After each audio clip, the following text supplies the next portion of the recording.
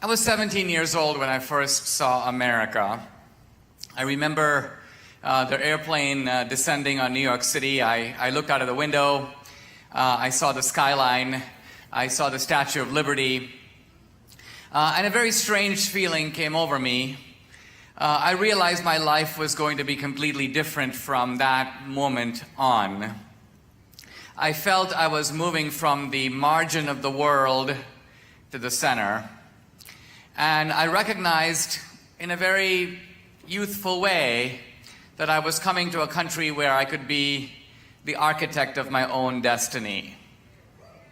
This is to me, the great promise of the American dream. Notice, by the way, that no other country really has a dream.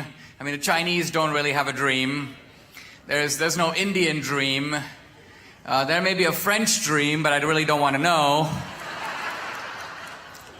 But when people talk about the American dream and they talk about immigrants, they think in terms just of economic opportunity, of American prosperity. And that is in fact part of the story. I have an acquaintance in Mumbai, in Bombay, India, who's been trying to come to America for many years. He's never managed to get a visa.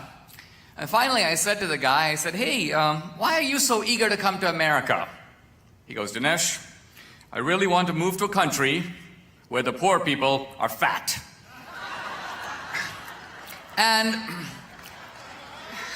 that is, like I say, that is part of the story. I lived with a host family in Arizona, and they would say to me, Dinesh, you're in a great state, Arizona. We want to take you sightseeing. We want to take you to see the Grand Canyon. We want to take you to see Tombstone, Arizona. You can see the fight at the OK Corral. And I was like, actually, if you want to take me sightseeing, take me to a grocery store. I want to see 17 types of cheese, 35 types of ice cream. But bigger than that, I think what America has meant to me has been the chance to write the script of my own life. And that dream we embrace by becoming Americans, by embracing the principles of America. The great obstacle to the American dream for immigrants, for minorities, for blacks, for Latinos, for Asian Americans, has simply been the Democratic Party.